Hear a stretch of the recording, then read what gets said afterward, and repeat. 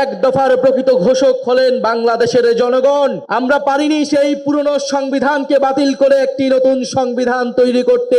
এই শহীদ মিনারে সমাবেত হয়েছিলাম আপনাদের সহ। বাংলাদেশের মানুষ, এই ঢাকা শহরের মানুষ নেমে এসেছিল এই শহীদ মিনারে। এই শহীদ মিনার থেকে আমরা ঘোষণা করেছিলাম ফ্যাসিবাদী ব্যবস্থা বিলোপের সেই ঐতিহাসিক এক দফা। এই ঐতিহাসিক এক দফা কোনো ব্যক্তির পক্ষ থেকে নয়, কোনো দলের পক্ষ থেকে নয়, কোনো সংগঠনের পক্ষ থেকে ঘোষণা করা হয় নাই। সেই দিন এক দফা ঘোষণা করা হয়েছিল বাংলাদেশের জনগণের পক্ষ থেকে, বাংলাদেশের অভ্যুত্থানকারী ছাত্র জনতার পক্ষ থেকে।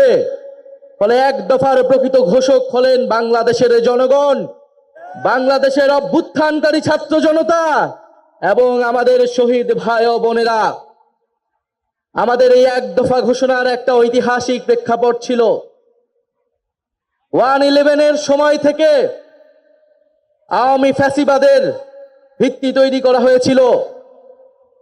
15-16 বছর বাংলাদেশে কোনো গণতন্ত্র ছিল না, ভোটাধিকার ছিল না, গুম খুন নির্যাতন মানবাধিকার হরণ হয়েছে, গণহত্যা হয়েছে।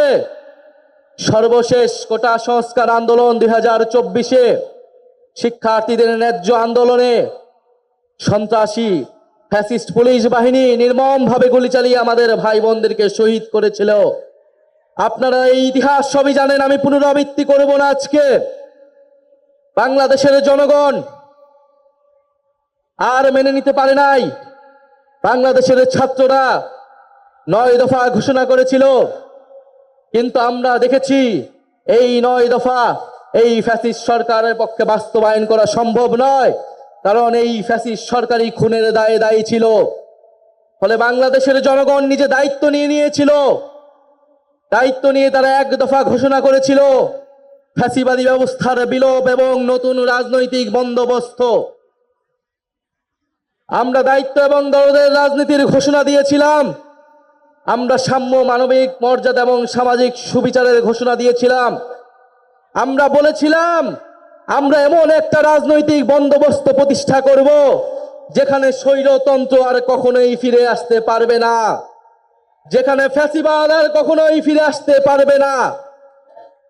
আমরা জুলাই পদযাত্রায় দেশের বিভিন্ন জায়গায় বলেছি ফ্যাসিবাদী সরকারের পতন হয়েছে, বন্দোবস্তের বিলোপ আমরা ঘটাতে পারিনি।